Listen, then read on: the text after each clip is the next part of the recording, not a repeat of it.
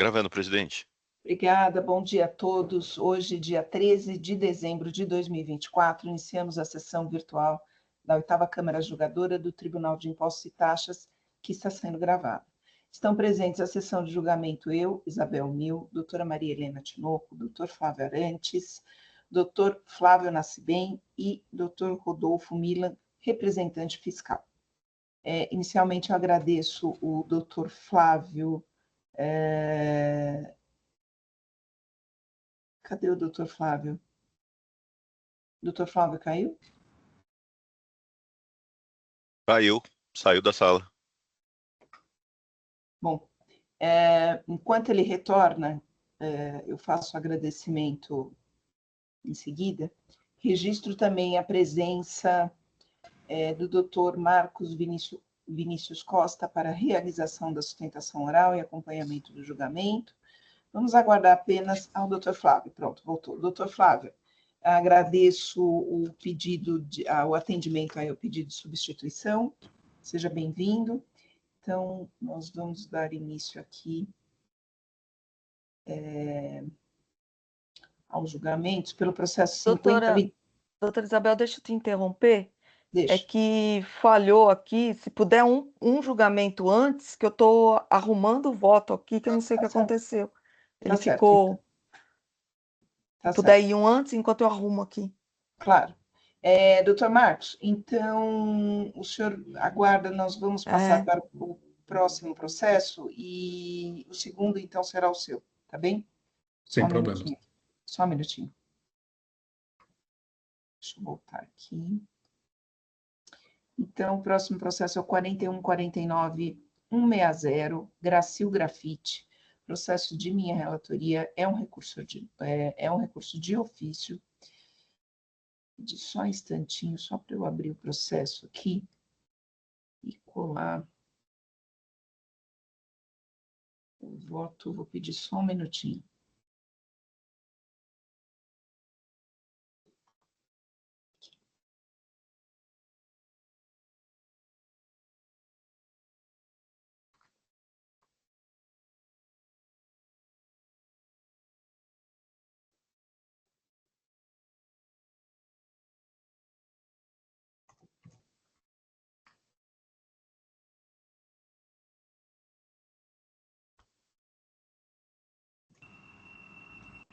Vamos lá, acho que o voto já está disponível para verificação.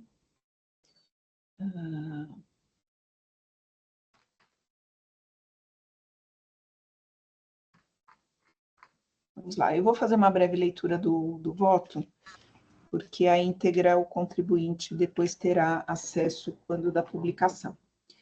Então, aqui é um recurso de ofício interposto contra a decisão que julgou improcedente o AIM, que tem acusações de falta de pagamento do imposto relativos aos exercícios 2019 e 2020, apurado por meio de levantamento específico quantitativo realizado com fundamento no artigo 509, sendo detectadas diferenças nas saídas nesses exercícios. A autuada foi notificada contra a lavratura do AIM, apresentou defesa, houve manifestação, aliás, tem um termo, não houve manifestação fiscal, foi registrado aqui certificado de curso de prazo de manifestação, da manifestação fiscal. Posteriormente, o julgamento foi convertido em diligência para manifestação da FR e para que este analisasse os argumentos e documentos apresentados pela autuada. Foi apresentada a resposta e, por fim, a decisão recorrida cancelou o AIM. Foram apresentadas ao parecer em recurso de ofício e as contrarrazões, e seguimos agora para o julgamento. Esse é o breve relatório. A autuada ela é acusada de falta de pagamento de ICMS, como mencionado, nesses exercícios de 2019 e 2020. De acordo com o fisco, no levantamento fiscal específico deve ser considerada a entrada a qualquer título de mercadoria objeto de levantamento, resultando em situação normal. Estoque inicial mais entradas igual a estoque inicial mais saídas. Essa esse entendimento está lá nas folhas, essa manifestação está lá nas folhas 506. A recorrente pretende ver a decisão atacada anulada por ausência de fundamentação e análise de argumentos e provas apresentados no decorrer da instrução processual, em especial a manifestação fiscal. O pedido formulado no parecer em recurso de ofício elaborado pela douta representação foi reforçado em manifestação acerca da diligência determinada pela 9ª Câmara Julgadora. As folhas tais, o fundamento adotado para converter o julgamento foi o seguinte, o julgamento em diligência foi o seguinte, o julgador, a 9ª Câmara, entendeu que seria, para o deslinde do feito, seria necessário manifestação do AFR sobre documentos que foram juntados e pela autuada. Então, houve essa conversão aqui no finzinho, dizendo o seguinte, destacando aqui o seguinte, no caso, em julgamento, ocorreu exatamente isso, porque o AFR deixou de se manifestar sobre o conjunto probatório trazido ao recorrente. Assim, converte o julgamento em diligência sobre as planilhas tais e tais, bem como as contrarrazões de folhas tais. Em resposta, o AFR atuante apresentou o seguinte, ele trouxe aqui uma série de informações sobre a planilha, fez aqui as planilhas e os documentos, fez aqui uma apuração detalhada sobre quantidades, sobre estoque final, estoque inicial, isso está lá nas folhas 546. Mas, só para lembrar que essa manifestação veio depois da decisão recorrida.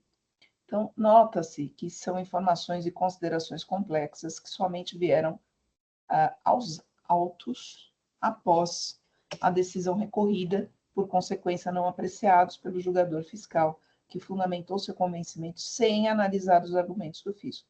Evidente que a decisão recorrida, tal como foi fundamentada para afastar a integralidade do crédito, e não obstante as dúvidas suscitadas quanto às diferenças apuradas, impôs prejuízo à defesa dos interesses da recorrente, restringindo os argumentos do apelo.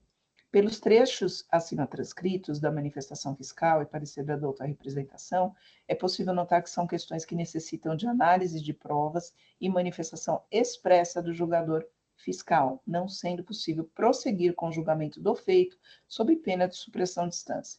Então, por fim, eu conheço o recurso de ofício para, no mérito, dar-lhe provimento, cancelando, aliás, anulando, vou ter que corrigir aqui, anulando a decisão recorrida para que outra seja proferida, observado o conjunto probatório e a manifestação fiscal de folhas tais. Então, eu deixei de ler alguns trechos, mas eles estão transcritos aqui, foram colacionados aqui no voto, e são questões que eu penso que são importantes, não temos como analisar essa manifestação fiscal aqui, que não foi objeto realmente de apreciação pelo julgador. E, no meu entendimento, de fato, o recurso, o apelo ficou prejudicado e que não pode atacar pontos que sequer foram mencionados. É uma questão óbvia. Então, esse é o meu voto. Eu só vou colar aqui novamente as correções que eu fiz, e eu passo a palavra para a representação primeiro, e depois fica aberta a palavra aos demais. Bom dia a todos. Apenas para parabenizar a doutora Isabel, de fato já era uma demanda que a representação trazia tanto nas razões de recurso de ofício quanto na manifestação, né, em retorno de diligência, porque não se sabia ao certo quais as razões que levaram o julgador a decidir, né, pela improcedência total do crédito, se mesmo os demonstrativos que ele fundamentou, que fizeram ele fundamentar a decisão dele, trazia uma diferença e que não foi explicado por que essa diferença não foi contemplada nas razões de decidir, né? Então, por uma ou por outra razão, seja pela não apreciação dos documentos, seja pela uma fundamentação não devida em relação a esse ponto, né, que ficou aberto, a representação ficou sem saber qual a razão levou ele a entender pela procedência integral se mesmo os demonstrativos tinha diferença, né? Então acho que foi o mais acertado no presente caso.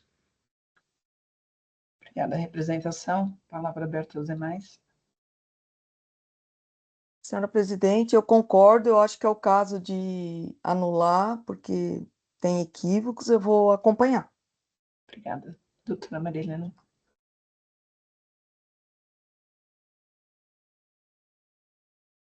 Um bom dia a todos também. Nesse caso aí, eu vou acompanhar o doutor Isabel, inclusive, porque o resultado da diligência, eu achei que ficou um pouco confuso, assim, foram apontadas várias inconsistências, mas não foi refeito, né, o levantamento fiscal. Então, eu acho difícil a gente aplicar os ajustes aqui, e talvez a melhor solução seja retornar mesmo para ver se na primeira instância já vem saneada essa parte aí relacionada às fichas de conclusão fiscal, a apuração do valor, né? Porque foram identificadas várias diferenças e não foi dado o efeito dessas diferenças no crédito tributário, né? Então, eu concordo aí com a decisão. Parabenizo pelo voto. Obrigada, doutor Flávio. Também vou acompanhar a relatora, porque quando você olha as coisas, você vê que não é como foi feito na primeira instância, que ele não analisou coisas que estavam presentes e também a gente não poderia resolver daqui por causa que no nosso processo administrativo você teria um problema de supressão de instância. Então vou acompanhar a doutora Isabel. Obrigada, doutor Flávio. Então, eu vou encerrar debates.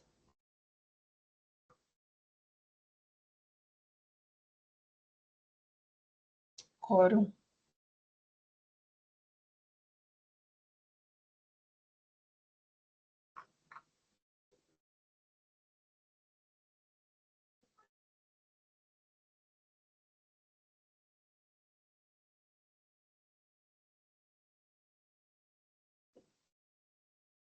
Votação.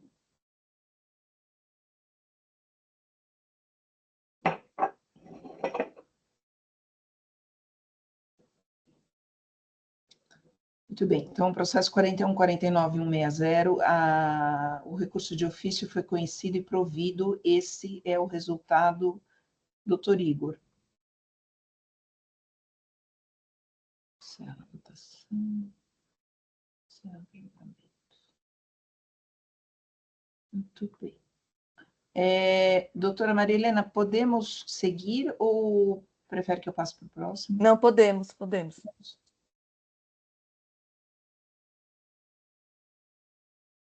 Bom, então, o próximo processo é o 50.23.671, Frigo Estrela, é um recurso ordinário, processo de relatoria da doutora Maria Helena.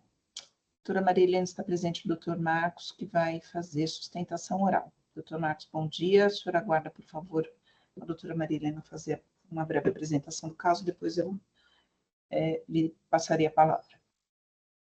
Bom dia a todos, eu cumprimento todos na presença, na pessoa da nossa presidente. Bom dia, Oswaldo, bom dia aos patronos.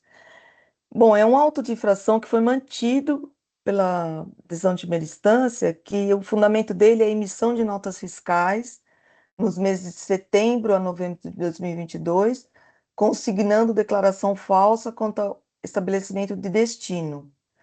A empresa autuada, ela emitiu os referidos documentos no valor aproximado de 14 milhões nas saídas de sebo bovino, sem destaque do CMS, tendo como a destinatária Tixan Reciclagem Animal Limitada. E nesse auto de infração tem uma responsável solidária, que é a transportadora. Basicamente é isso, senhora presidente.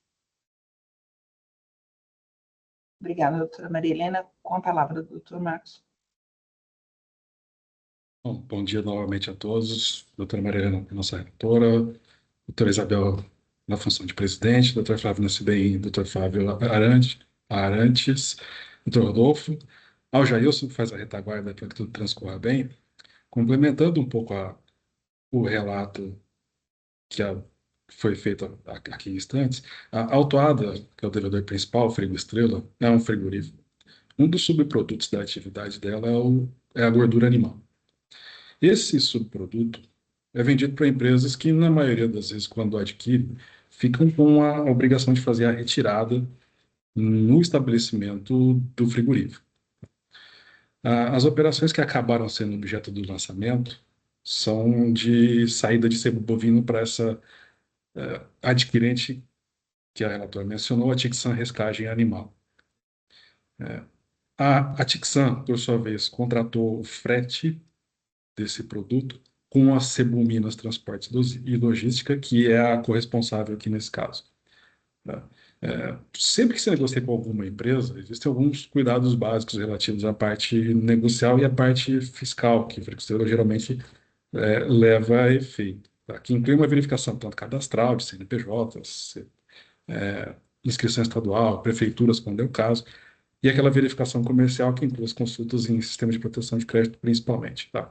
Conforme o relatório fiscal lá do início que fundamenta a autuação, essas operações aconteceram entre setembro de 2022 e setembro e novembro de 2022, foi um período curto ali. E a acusação fiscal é que o estabelecimento que adquiria esse produto, a Tixan, seria inexistente porque a inscrição que foi conferida a ele acabou sendo objeto de processo de constatação de nulidade. Tá? A nulidade da inscrição estadual dessa Tixan foi cassada de fato, mas numa decisão veiculada no Diário Oficial já em março de 2023. Está na folha 672 dos autos. Então, se observe aí que existe uma diferença temporal entre o momento em que essas operações ocorrem e a efetiva cassação da empresa. Então, ainda mais no ambiente da nota fiscal eletrônica hoje, você não se emite nota contra empresas que têm problemas cadastrais. E no decorrer do trabalho fiscal, a contribuinte apresentou todos os documentos que comprovavam a operação comercial subjacente. Então, todos os comprovantes de solicitação de compra, comprovantes de laudo de análise do produto que estava sendo vendido, que ela faz essa análise prévia antes de sair, ticket de pesagem, comprovante de pagamento com transferência bancária, foram todos juntados. E, inclusive, faz parte dos autos também os canhotos com carimbo da empresa no momento do recebimento. Então, como eu falei, né, cada saída era precedida de uma série de verificações, inclusive com esse cuidado de elaborar um laudo de controle de qualidade. Tá? Do seu lado ainda, a transportadora corresponsável, ela destacou principalmente os canhotos no recurso ordinário, colocando o recorte de cada um deles ali. Tá? Como eu comentei, as notas foram emitidas dentro do sistema eletrônico, tiveram autorização de uso, a operação transcorreu sem maiores ressalvas naquele momento. Todos os conhecimentos de transporte eletrônicos também constam no processo, então a parte de transporte também está documentada, de forma que a documentação que circunda essas operações é vasta. Existe um grande número, está tudo bastante fartamente demonstrado em indicar que a contribuinte Frigo Estrela, e também do outro lado, até a própria transportadora, observaram ali os cuidados que cabiam em termos de verificação de com quem estavam negociando. Não era uma operação feita de maneira que você pudesse inferir a participação tanto de uma quanto de outra, apesar de eu não ter procuração da transportadora aqui, mas a parte documental que ela usa também é bastante vasta e demonstram ali que todo mundo tinha bastante cuidado na parte de que cabia nessa operação. Então, não existe nada aí na documentação dos autos que indique participação dessas autuadas em qualquer situação que tenha sido engendrada pela adquirente em termos de fraude tributária. Tá? Entretanto, são as duas únicas autuadas, tanto a vendedora quanto a transportadora. A Tixan está fora daqui da discussão. Tá?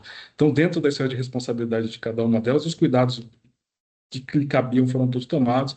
A operação está fartamente documentada conforme a instrução dos autos. Por esses aspectos, é que aqui na defesa da contribuinte, a gente pede no recurso ordinário a revisão da decisão da DTJ com a anulação do lançamento. Obrigado, senhora presidente. Obrigada, doutor Marcos. Cumprimento pela sustentação oral. Devolvo a palavra para a doutora Maria Helena. Eu parabenizo o patrono, mas meu voto é um pouco contra o que o patrono falou. Então, eu vou ler, vou tentar ser breve aqui, né? Então, como eu disse, trata-se de auto de infração que foi mantido pela decisão de primeira instância, sob o fundamento de emissão de notas fiscais nos meses de setembro a novembro de 2022, consignando declaração falsa quanto ao estabelecimento de destino das mercadorias. A empresa autuada emitiu nos referidos documentos fiscais no valor de aproximadamente 14 milhões, nas saídas de sebo bovino, sem destaque de ICMS, nos termos do artigo 383 do regulamento, tendo como destinatária a Tixan Reciclagem Animal, que ela, por meio do processo, ela teve a inexistência do estabelecimento, foi declarada, né? Bom, inexistindo qualquer comprovação de que o sebo bovino tenha adentrado do estabelecimento da Tixan e a consequente interrupção do deferimento, o ICMS devido cabe ao estabelecimento em que ocorrer qualquer outra saída ou evento que impossibilitar o lançamento do imposto no momento expressamente indicado, conforme dispõe o artigo 428(3) do regulamento. A empresa transportadora Cebominas Transporte, localizada no município de Caetê, Minas Gerais, que consta como responsável pelo transporte dos documentos fiscais emitidos pela autuada, também foi notificada a prestar esclarecimentos e documentos que comprovassem o destino do sebo bovino, né? Porque o artigo 316, ele não exime o transportador da responsabilidade em relação ao imposto. Porém, a transportadora também não comprovou que as mercadorias foram efetivamente entregues à empresa destinatária, motivo pelo qual ela foi enquadrada como responsável solidária. Os recursos interpostos, no meu entendimento, não merecem acolhimento, visto que, devidamente notificadas, tanto a empresa autuada quanto a transportadora, elas não lograram êxito em demonstrar que as mercadorias foram efetivamente entregues no suposto destinatário. O principal argumento apresentado pela empresa autuada diz respeito à alegação de que sua responsabilidade teria se encerrado no momento da entrega das mercadorias ao transportador, contratado pelo destinatário, haja vista que as operações teriam sido realizadas com a cláusula FOB. Contudo, conforme se depreende dos autos, veja as folhas 622 e seguintes, o suposto destinatário não existe, tendo sido considerada inidônea todas as notas fiscais emitidas pelo estabelecimento. Além disso, a eficácia da inscrição da Tixan foi preventivamente suspensa em 30 de agosto, ou seja, anteriormente à realização das operações que se deram, né, conforme a auto de infração, setembro a novembro de 2022. É certo que teve uma suspensão da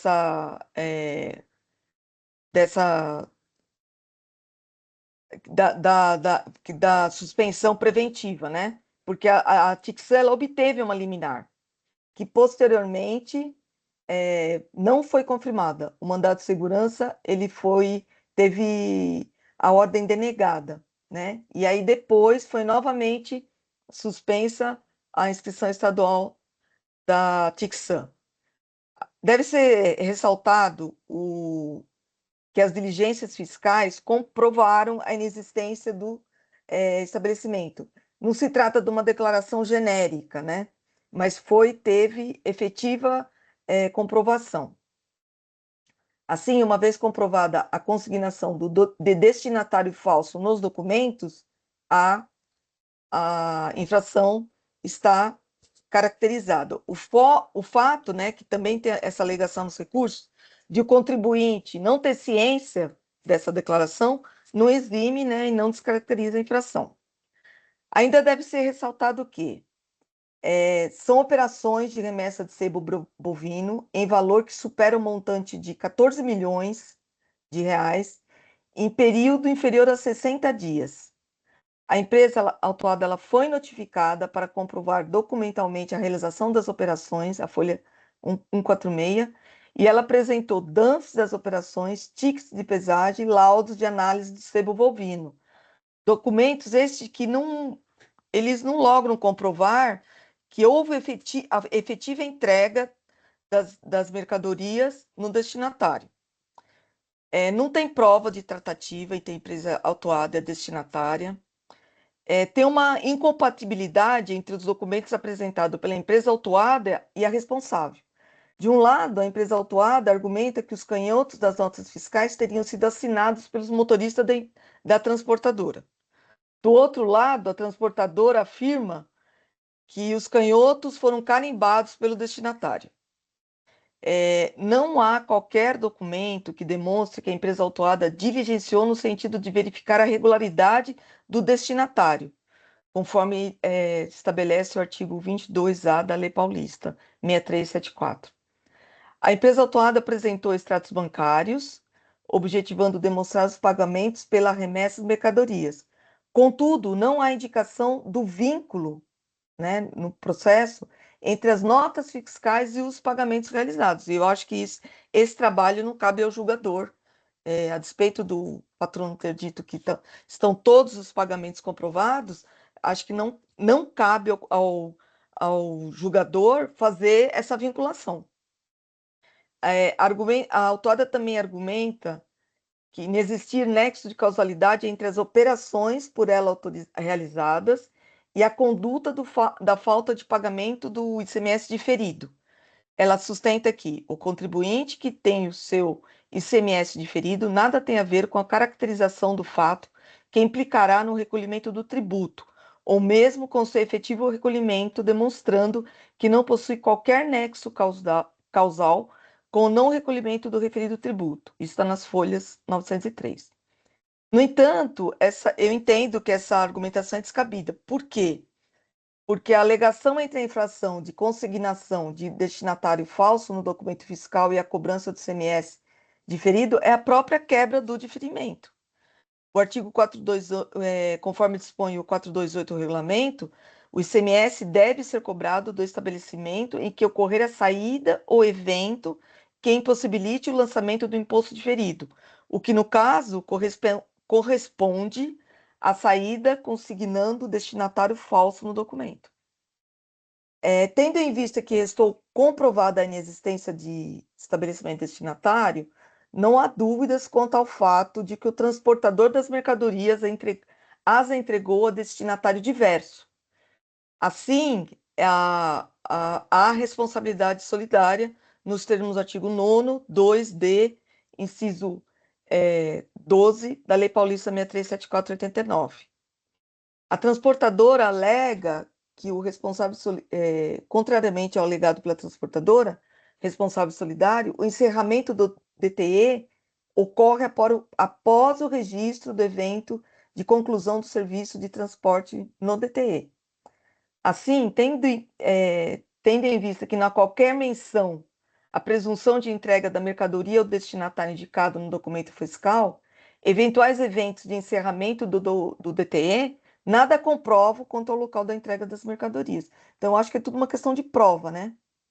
A transportadora também sustenta que os canhotos das notas fiscais emitidas para cobertar a operação de venda do sebo pela empresa autuada foram carimbadas pelo responsável pelo recebimento das mercadorias, a TIC-SAM. Aí ela junta por amostragem alguns canhotos. Todavia, tais canhotos possuem carimbo que seria do suposto destinatário, mas não tem qualquer assinatura, só tem um carimbo. A alegação da empresa solidária no sentido que apresentou o comprovante bancário que demonstra que a TIC-SAM pagou de forma antecipada pela prestação do serviço de transporte também não sustenta, pois se trata de extrato bancário com lançamento de PIX no valor de 149 mil de 4 de julho, ou seja, anteriormente às operações do auto de infração. Conforme entendimento consolidado desse tribunal, a declaração de idoneidade tem efeito declaratório e retroage à data da operação e logo não afasta a infração cometida, tampouco a responsabilidade solidária do transportador. O fato de todas as operações terem sido acobertadas por notas fiscais eletrônicas também não validam as operações, pois a portaria CAT 162, nos termos da portaria CAT, a emissão de nota fiscal eletrônica não é garantia da idoneidade do documento. Conforme o artigo 22A da Lei Paulista, conforme eu já disse, o contribuinte tem o dever de, no momento da transação comercial, comprovar a regularidade fiscal daquele com quem transaciona, o que a gente não verifica.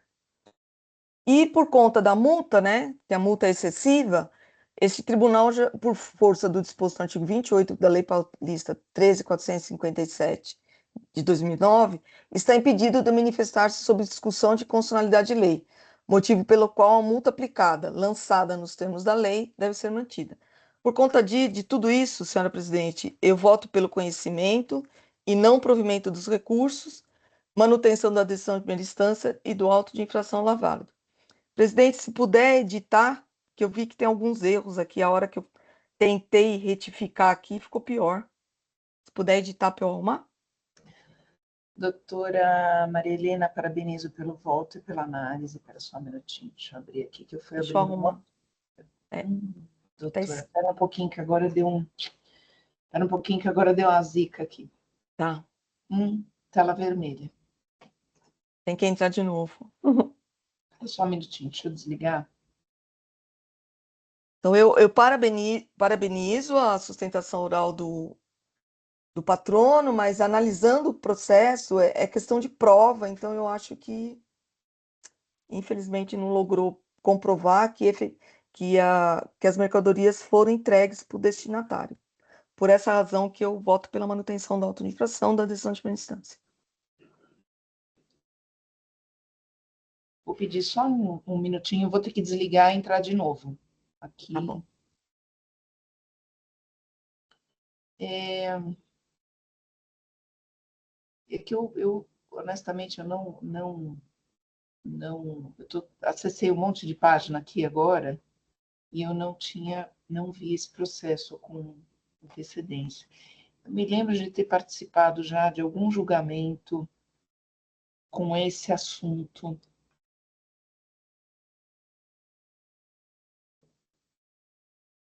Estou buscando aqui nos meus recordes. Eu gostaria de ouvir a representação, se possível. Bom dia a Aqui para a todos. doutora. Primeiramente, cumprimento o Dr. Marcos pela sustentação oral, né, bastante objetiva. Cumprimento a doutora Maria Helena pelo voto, eu acho que abordou de forma bastante minuciosa, né, todos os pontos que foram levantados, não só pelo autuado, né, e solidário nos recursos, mas também pela representação fiscal. E não tem como se fechar os olhos por fato de que a transportadora se chama Cebominas, né? É uma transportadora que ela está localizada a aproximadamente 800 quilômetros de distância do Frigo Estrela.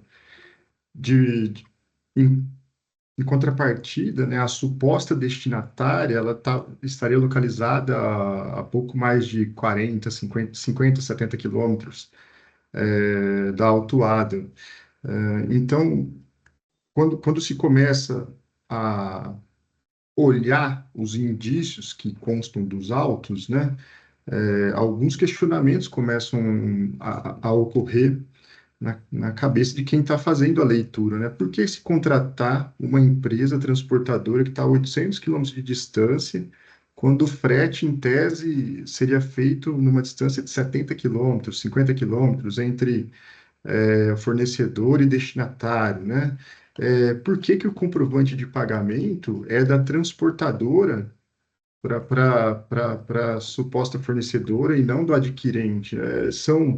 São fatos que começam a robustecer, né, todos os pontos que estão trazidos e comprovados nos autos, de forma a demonstrar que não existe boa-fé, não tem como se concluir pela existência de boa-fé no presente caso. Então, eu gostaria de parabenizar a doutora Maria Helena pelo voto, que pese também ter parabenizado o Dr. Marcos pela sustentação oral, que foi bastante pontual e objetiva. A conclusão, nesse caso, eu acho que não poderia ser diferente.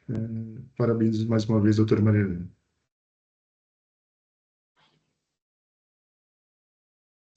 Obrigada, representação.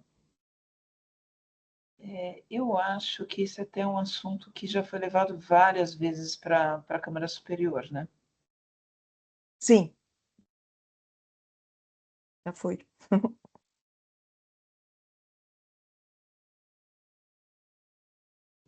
Eu estou procurando, eu já participei de algum julgamento desse assunto, dessa matéria, eu não sei se foi na Câmara Superior ou se foi em Câmara Ordinária, não sei nem se foi desse contribuinte. Até porque tem vários. Estou vendo aqui, tem vários. Jurisprudência aqui. A doutora falou que os comprovantes de pagamento. Então, o comprovante de pagamento não tem relação com as notas. Então, Mas eu o acho. contribuinte não apresentou ou não, ou tem alguma. Não, tem comprovante, mas aí, por exemplo, não dá para saber se relaciona com a nota, se é a total. Eu acho que não cabe a gente ficar fazendo isso, né? Deveria ter pelo menos uma demonstração.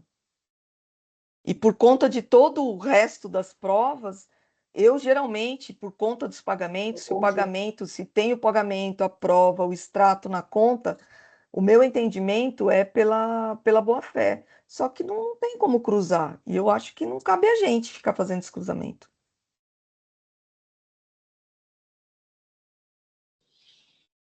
É que vai justamente ao encontro do outro processo que nós. O que a doutora está falando vai exatamente no sentido do outro processo que nós vamos votar, que é de minha relatoria.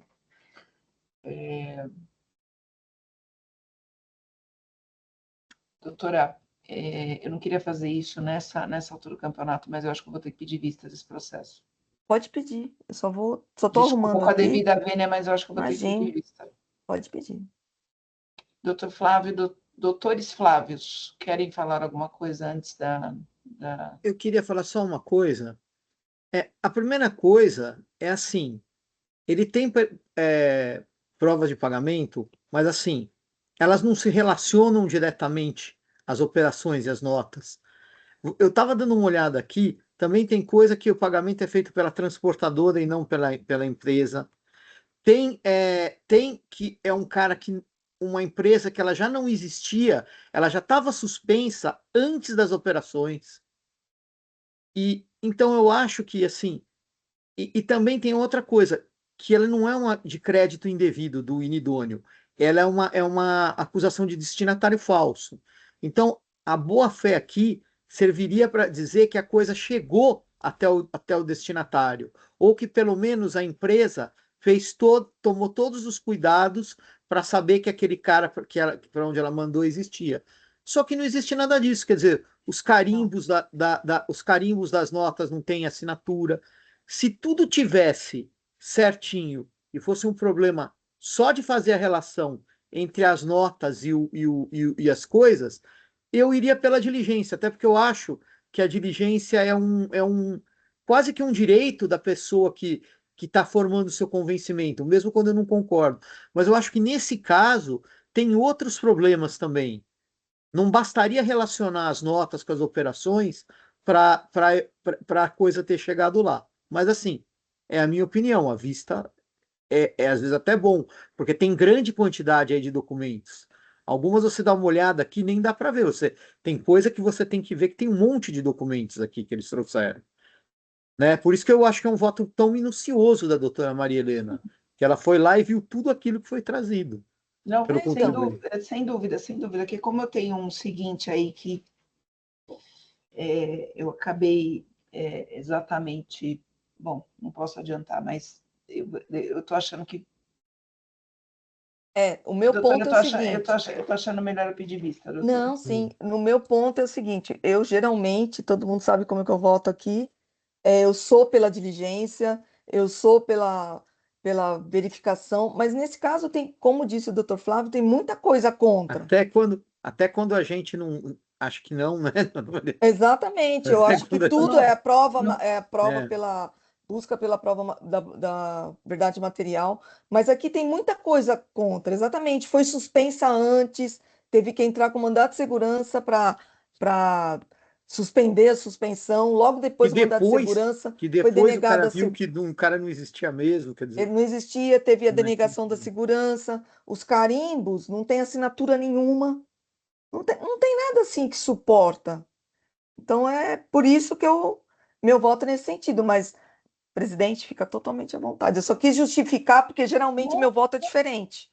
Não, Mas eu não estou dizendo nem que eu não vou concordar com a doutora.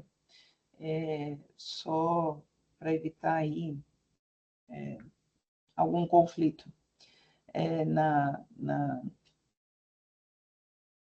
na posição. Deixa eu ver aqui só um minutinho. faltou o doutor Flávio falar. O doutor Flávio está pensando ainda. Tá É que pensativo. o doutor Flávio já deve ter passado essa matéria por ele, com certeza já deve ter passado. Bom dia, eu cumprimento aí o doutor Marcos pela sustentação oral, pela defesa. Cumprimento também a doutora Maria Helena pelo voto. Nesse caso aí, a operação interna seria diferida, né? Uma venda de sebo, e quem fez esses transportes free on board foi a transportadora, que foi incluída como solidária, e por não existir, não, né? Parece que foi diligenciado e se constatou que nunca funcionou no local Não. o estabelecimento. Então está sendo exigido o imposto pela quebra do diferimento, né? Parece que as assinaturas que tem no canhoto, quem assinou foi o motorista da transportadora. Então, eu tendo aí a acompanhar a doutora Maria Helena no voto dela, mas se a doutora Isabel realmente for tirar o processo em vista, eu aguardo o retorno aí para me manifestar.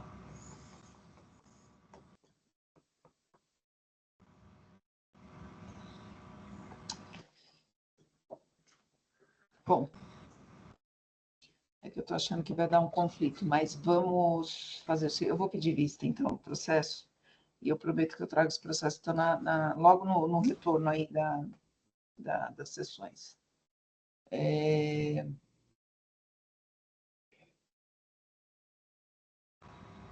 Dois recursos aqui, Então, vamos lá. Eu vou me conceder vista, então.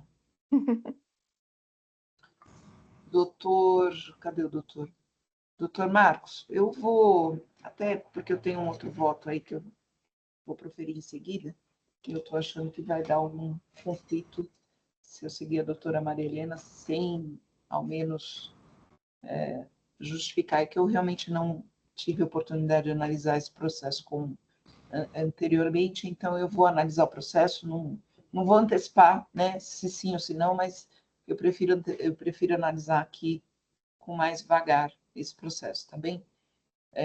Vou ver se eu consigo retornar com esse processo logo aí no início de janeiro, quando retornarem as sessões. Aliás, no início de janeiro, não. No início do retorno das sessões.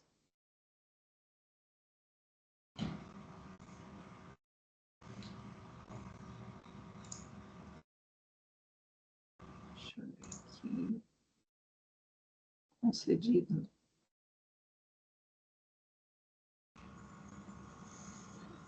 Doutora Maria Helena editou o voto? Conseguiu editar? Editei e registrei já.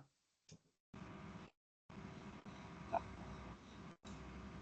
Concedido, encerrar o julgamento.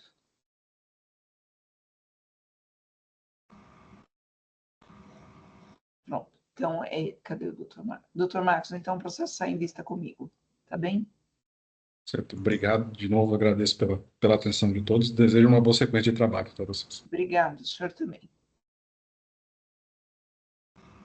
Bom, não temos mais inscritos para sustentação oral. Doutora Marilena, podemos fazer o próximo? Ou eu Pode, posso- pode. Não, deu um problema naquele, só na hora que eu fui colocar, perdeu uma parte.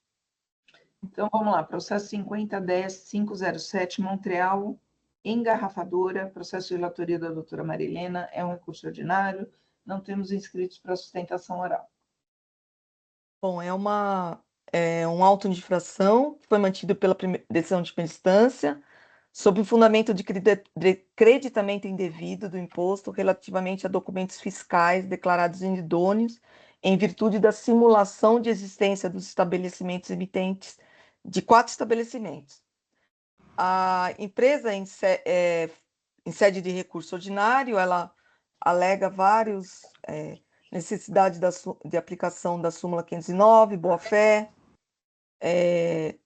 impossibilidade de retroação da declaração de idoneidade, que as empresas estavam irregular perante o Sintegra, inaplicabilidade do artigo 59 do regulamento CMS, nulidade do auto de infração, ilegalidade da aplicação da penalidade em conjunto com outra, né, que é o princípio da construção-absorção, ilegalidade da incidência de juros sobre multa calculada a partir do valor básico atualizado, efeito confiscatório das multas, necessidade de relevação da multa e, subsidiariamente, ela pede a exclusão da solidária. Bom, a própria representação fiscal, ela, apesar de no parecer também ter se manifestado sob mérito, ela pede a nulidade. Por quê? Porque a decisão de primeira instância, ela contém vários equívocos, né? Então, primeiro, nas folhas 1093 e 1099, como ela está intitulada impugnação total, a Multiplus, né, que é a autuada, ela assina digitalmente, né, que essa petição foi assinada digitalmente por uma pessoa física, ele foi enviado por meio de um outro CNPJ da Multiplus Bebidas. Não tem prova de procuração. Tá? Então, já tem aí, e a decisão de primeira instância, ela recebe. Né? Ela também ela alega, né, que no momento ou seja, na data das operações, junho de 2017, abril de 2021, bem como na data da lavratura, a empresa Multiplus, né, a autuada como solidária, integrava o quadro societário da empresa autuada. Ou seja, quando houve o protocolo da defesa, inexistia qualquer vínculo societário entre as duas empresas.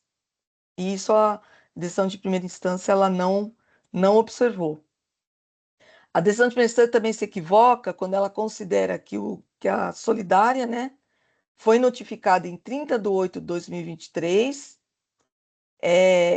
e como bem destacado, também reconhecido pela representação fiscal, essa é a data automática que as partes têm da razão do retorno da diligência promovida pelo órgão julgador. Então, a publicação, a ciência da empresa se deu mais de um ano antes do que equivocadamente presumiu a decisão de primeira instância. Então, essa data, na verdade, era uma data que houve uma diligência e não que houve a ciência. Ainda que a gente considere essa data aqui como a ciência da empresa solidária, a defesa foi protocolada em 11/10, ou seja, já tinha passado 30 dias. Né? Que mais? Ainda que o auto de infração tenha sido mantido, a decisão de primeira instância se refere a Multiplus Bebidas e Alimentos, como se a empresa fosse a empresa solidária, mas não é a empresa atuada. Então, tem vários equívocos na decisão que eu entendo que não dá para enfrentar o mérito. Eu acho que tem que voltar para a primeira instância para a decisão ser adequadamente proferida e depois voltar para a gente. Mas Se eu for vencida, eu peço a devolução para o enfrentamento do mérito. É isso, senhora presidente. Obrigada, doutora Marilena. Parabenizo pelo voto. Representação. Bom dia. Novamente, parabenizo a doutora Maria Helena pelo voto. De fato, como bem pontuado na decisão era proferida, esses mesmos elementos constam das contrarrazões da representação fiscal, né? De forma que o desfecho vai estar em consonância com aquilo que foi solicitado pela representação fiscal. Então, apenas ressalto mais uma vez os parabéns pelo voto proferido. Obrigada, representação. Doutores Flávios.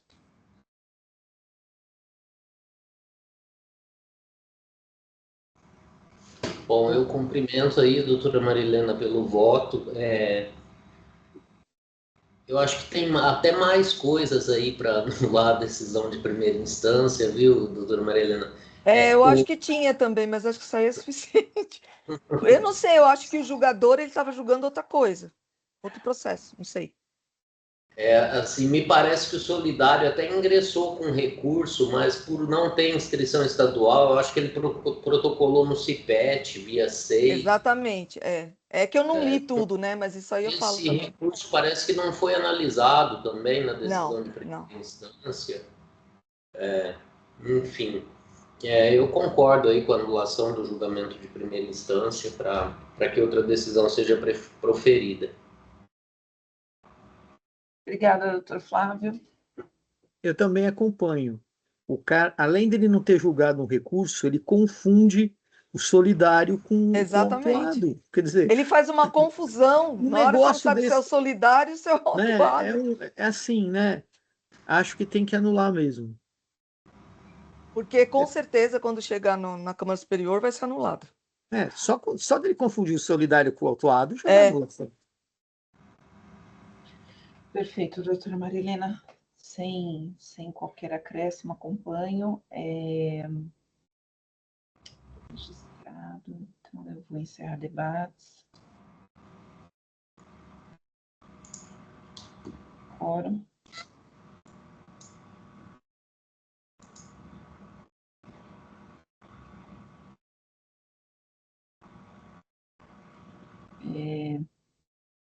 Em votação.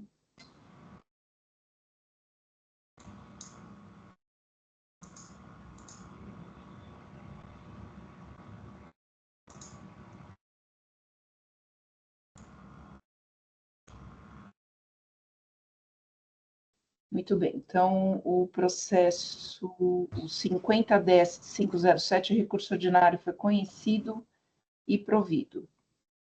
Encerrar a votação. Encerrar o julgamento. Muito bem. Não, Isabel, foi anulado. Foi provido pela anulação, né? Ah, tá.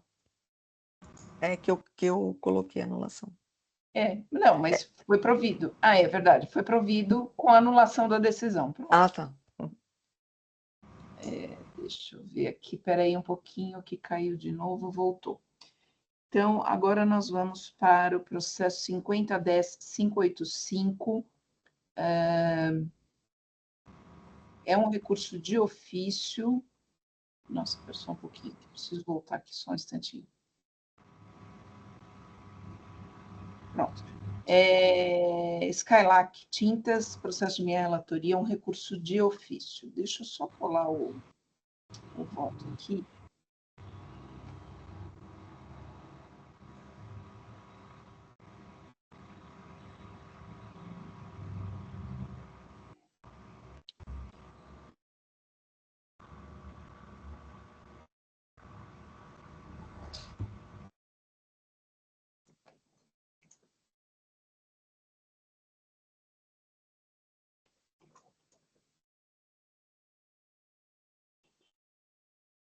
Só um instantinho. Eu acho que sim.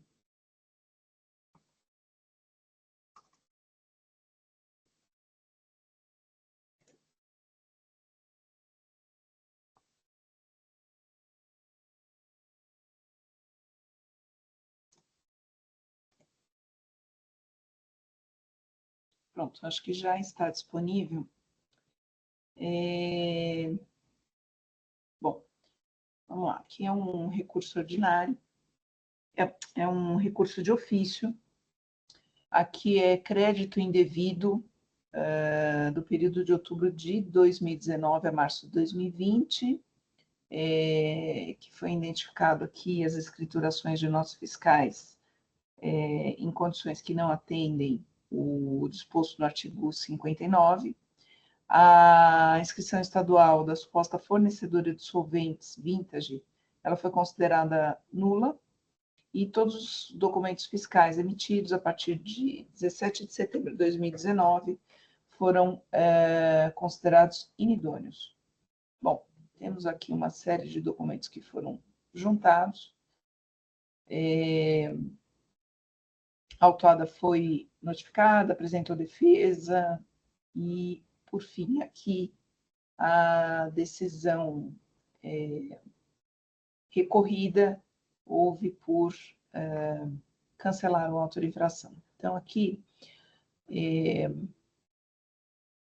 seguindo lá no item 6 do voto, a referida suposta emitente teve sua inscrição estadual declarada nula, com base nas apurações realizadas no PCN de folhas tais, concluindo o ofício com a ocorrência de simulação de existência de estabelecimento.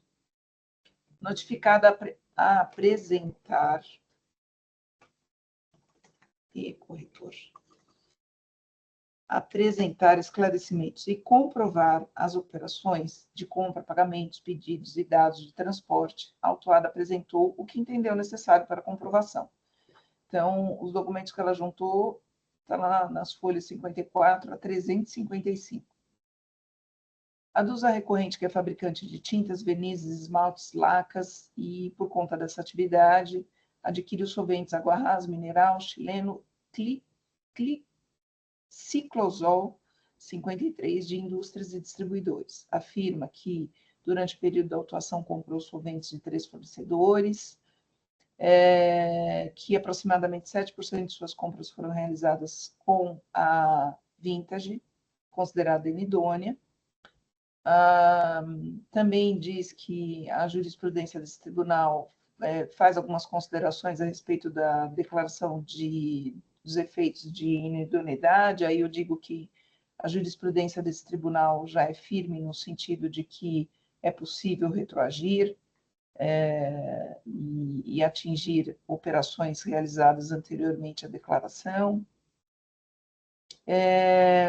Também ela alega que a boa-fé, com base na decisão do STJ, que eu reproduzo, e sigo lá no item 17. Desta forma, uma vez comprovada a veracidade das operações e a boa-fé do adquirente, o aproveitamento do crédito do imposto poderá ser admitido. No caso concreto, a decisão recorrida considerou os documentos apresentados pela autuada, considerou que os documentos apresentados são suficientes para comprovar a boa-fé. Na peça de defesa, a autuada colacionou o CNPJ da empresa Vintage, onde consta a situação cadastral ativa em setembro de 2019, ou seja, anterior à primeira operação ocorrida em outubro de 2019. Foi apresentada consulta pública de cadastro de CMS, datada de maio de 2020. Também foi apresentado aqui o JUSESP, o distrato que consta as folhas tais, exibindo aqui como baixada com data de junho de 2020. Também, para comprovar que foi diligente, a autuada apresentou o certificado de vistoria de depósitos de produtos químicos controlados, licença para uso de produtos químicos controlados, consulta do sistema de controle de produtos químicos. Foram exibidos os certificados de aprovação de projeto de edificação emitido pelo Corpo de Bombeiros, certificado de regularidade da empresa do IBAMA, da CETESB. Foram apresentados e-mails de negociações, controle de estoque, entradas de insumo, mapas de produtos, de produtos controlados. Quanto às provas de pagamento, e aí voltamos para a questão que me prendeu aí no processo anterior, na questão... só um minutinho. Quanto às provas de pagamento, a decisão recorrida observa que das 44 operações autuadas, 41 constaram como destinatário de pagamentos a empresas de factoring ou FIDICs. Nas outras 3 operações, constou a própria Vintage. A autuada apresenta a notificação relativa à venda dos direitos para as factorings, afirma que aceitou a indicação de terceiros como novo detentor dos direitos, tanto que efetuou os respectivos pagamentos em boletos. É possível verificar que tais documentos constam, consta a figura do sacador avalista empresa Vintage, considerada inidônea. Portanto, a meu ver, assim, não há como suspeitar da negociação, cessão dos títulos supostamente emitidos pela Vintage, ao menos não encontro elementos apresentados pelo fisco que possam constituir o que foi apresentado pelo autuado. Negociações dessa natureza são comuns nas atividades empresariais, a contratação é livre e devem ser formalizadas entre os interessados, informando os terceiros, como no caso concreto, as notificações apresentadas, ainda que o fisco não aceite como prova de pagamentos tais créditos cedidos negociados a terceiros, no caso FIDICs, é fato que a autuada demonstrou a quitação dos títulos, inclusive apresentando extratos bancários, inexistindo qualquer argumento no sentido de incompatibilidade entre crédito e débito. Ou seja, se os comprovantes de pagamento coincidem com o valor das operações, quer dizer, aqui eu não encontrei nenhuma alegação, olha, tem pagamento insuficiente, existem mais operações ou menos pagamentos, não encontrei. No entanto, não encontrei nos autos a formalização do contrato entre a Vintage e, na verdade, as factorings e FIDICs. Eu não encontrei os contratos, eu encontrei as notificações. Noto que nos comprovantes de pagamento, a exemplo das folhas 196, encontro múltiplo FIDIC, mas não encontro o respectivo e-mail notificação que informa a respectiva sessão. Também ficou muito respectivo aqui, que informa a sessão. No entanto, considerando... Deixa eu colocar, substituir aqui o no entanto por portanto. Portanto, considerando que são inúmeras as operações, a organização dos documentos e informações dos autos é fundamental para evitar qualquer equívoco na apreciação do vasto conjunto probatório apresentado pelo autuado. Nesse sentido, converto o julgamento em diligência para que a autuada apresente planilha pormenorizada com informações dos documentos constantes dos autos, tais como número, data, valor, notas fiscais, relacionando com as respectivas notificações, e-mails, contratos, datas, boletos, pagamento, extrato e demais documentos relacionados com a comprovação que pretende demonstrar. Ela quer demonstrar os pagamentos, nós precisamos, eu pelo menos, preciso identificar se esses pagamentos estão ou não relacionados com essas notas fiscais e esses e-mails, se realmente esses e-mails e todos os documentos que constam dos autos, se é possível fazer essa correlação. Após o feito, deverá transitar pela douta representação, retornando para prosseguimento. Entendo que aqui não é o caso de mandar para o AFR, acho, porque aqui se trata só de uma organização de documentos, e só do que está nos autos. Não estou oportunizando o contribuinte a acrescentar e nem trazer, não estou oportunizando que o contribuinte traga novos documentos. Então, eu entendo que para melhor análise, embora evidente que o contribuinte me parece que trouxe aí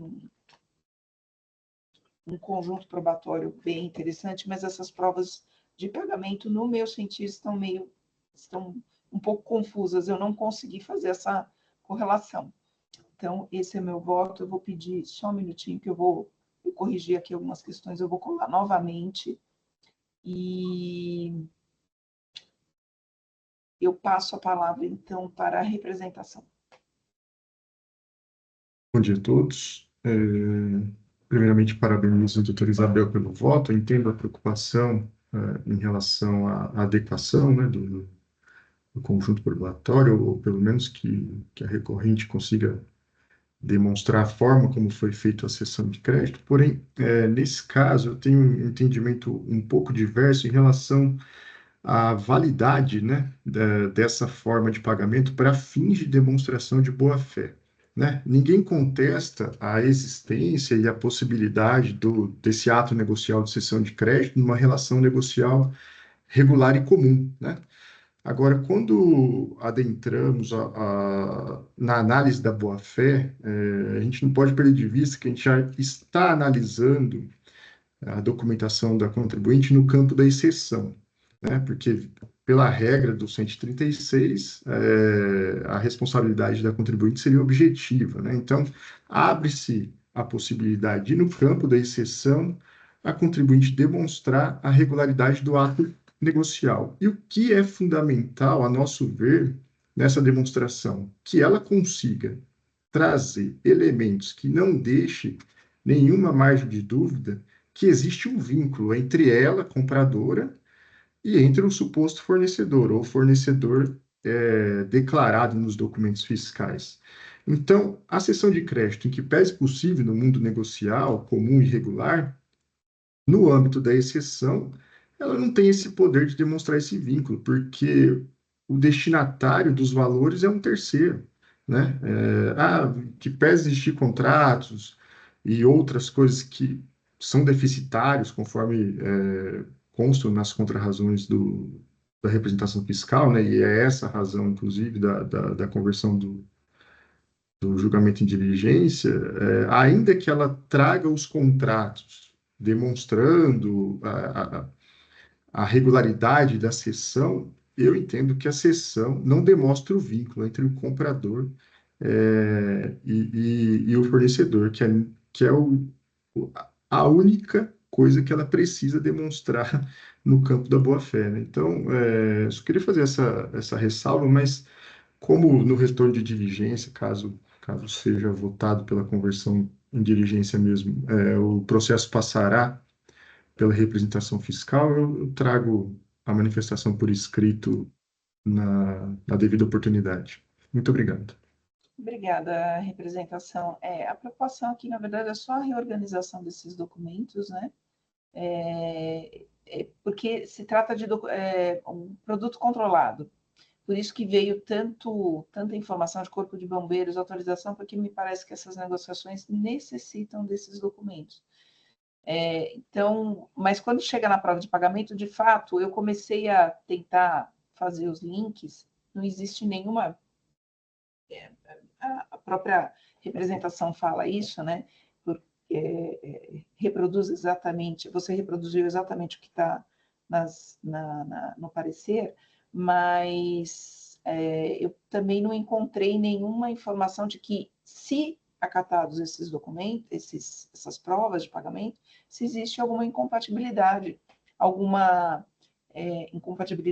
ou se existe, os pagamentos não foram totalmente comprovados, né, no sentido de relacionados com as notas, né, eu também não encontrei nenhuma informação dessa. Então, eu acho que vir numa planilha pormenorizada, com número de folhas, nota fiscal, esses comprovantes, eu tenho a impressão que a gente consegue prosseguir aí com mais firme na análise da boa-fé. Bom, aberta a palavra aos demais.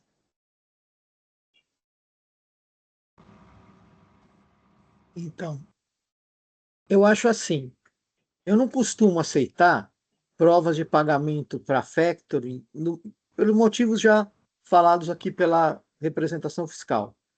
Também, quando há pastícios, assim, coisas que não dá para ligar as coisas, eu costumo manter, dificilmente eu dou. Só que assim, é uma diligência que é importante para formar a convicção de um outro julgador dentro da tese que ele acredita. Então, por esse motivo, eu vou acompanhar pela diligência. Obrigada, doutor Flávio. Eu também acompanho, porque em outros processos eu sempre faço a mesma coisa. Então, só para reiterar que esse caso, né, é um pouco diferente do outro que a gente julgou antes, né?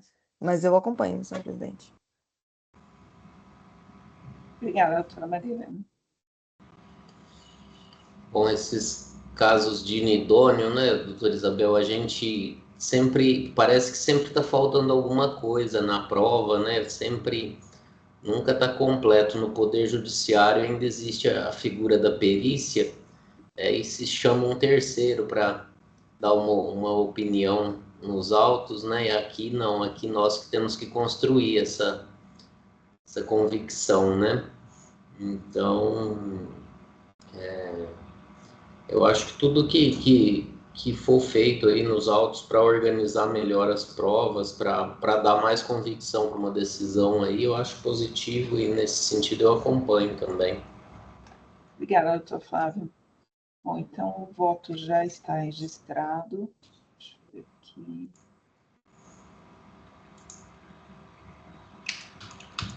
Espera aí um pouquinho, ficou duplicada aqui a... Deixa eu ver. Ficou duplicada a emenda. Espera só um minutinho. Deixa eu ver aqui como é que faz.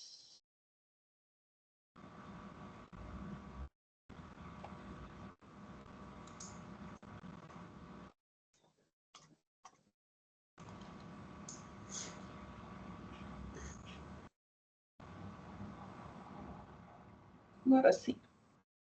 Então, vou encerrar o debate. Quórum.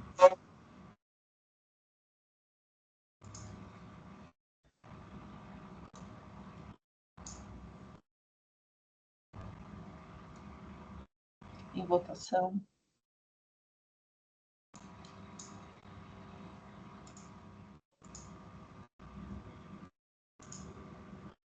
Pronto. Então, o processo 50.10.585, o julgamento foi convertido em diligência. Encerrar a votação. Encerrar o julgamento.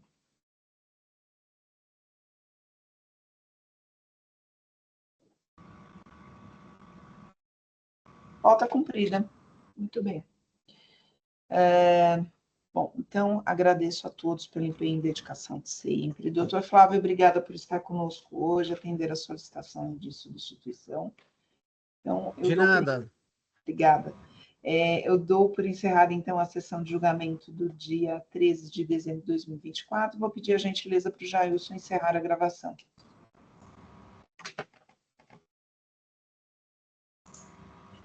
Encerrado,